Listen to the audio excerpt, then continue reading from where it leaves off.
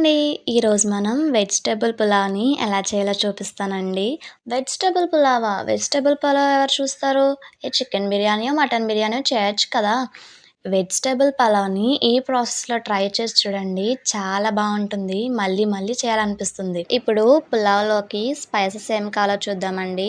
2 బిర్యానీ ఆకు, 4 లవంగాలు, 2 దాల్చిన చెక్క, 2 యాలకులు, జాపత్రి, 6 మరాఠీ మొగ్గలు, జాజికాయ, జాజి పువ్వు, అలాగే 1 స్పూన్ జీలకర్ర. ఇప్పుడు స్టవ్ మీద ఒక కుక్కర్‌ని పెట్టుకోండి. అందులోకి 1 స్పూన్ నెయ్యి వేసుకోవాలి. అలాగే 2 స్పూన్స్ ఆయిల్ కూడా వేసుకోండి.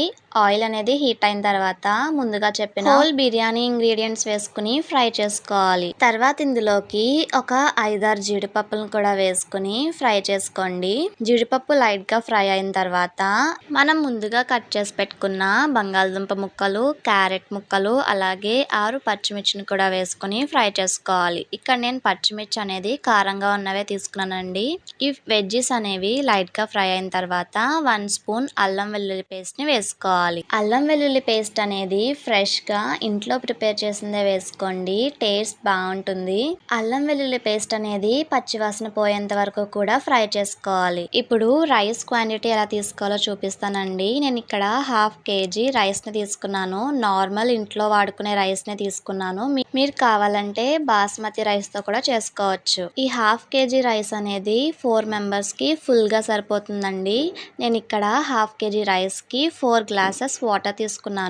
మీరు కనుక బాస్మతి రైస్ తో చేస్తున్నట్టయితే 1 గ్లాస్ బియ్యానికి 1.5 గ్లాస్ వాటర్ తీసుకోవాలి. బియ్యాన్ని 2 టైమ్స్ వాష్ చేసుకున్న తర్వాత ముందుగా ఫ్రై అవుతున్న వెజ్జెస్ లోకి వేసుకోవాలి. అలాగే మీ క్వాంటిటీని బట్టి వాటర్ ని కూడా అడ్జస్ట్ చేసుకోండి. వాటర్ వేసిన తర్వాత అంతా కలిసే విధంగా బాగా కలుపుకోవాలి. ఇప్పుడు ఇందులోకి 1/2 టీ స్పూన్ పసుపు, టేస్ట్‌కి తగినంత ఉప్పును కూడా వేసుకోండి. అలాగే కొంచెం కారం, అలాగే 1 స్పూన్ గరం మసాలాను కూడా వేసుకుని మొత్తం కలిసే విధంగా బాగా కలుపుకోవాలి. ఇలా కలుపుకున్న తర్వాత కొంచెం కొత్తిమీరను కూడా వేసుకుని మరొకసారి మళ్ళీ కలుపుకోండి. ఇలా కలిపిన తర్వాత కుక్కర్ మూత పెట్టుకోవాలి. కుక్కర్ మూత పెట్టిన తర్వాత 3 విజిల్స్ వచ్చేంత వరకు వెయిట్ చేయాలి. 3 విజిల్స్ వచ్చిన తర్వాత కాసేపు అలా వదిలేయండి. తర్వాత మూత తీసి చూస్తే వేడి వేడి వెజ్ పులావ్ రెడీ అయిపోయినట్టే. మీరు కూడా ఒకసారి ఇలా ట్రై చేసి చూడండి. చాలా బాగుంటుంది. ఈ వీడియో కనుక మీకు నచ్చినట్టయితే మీ ఫ్రెండ్స్ అండ్ రిలేటివ్స్కి షేర్ చేయండి. మెయిన్గా సబ్స్క్రైబ్ చేసుకోవడం మర్చిపోవద్దు. పక్కనే ఉన్న బెల్ ఐకాన్ కూడా క్లిక్ చేయండి.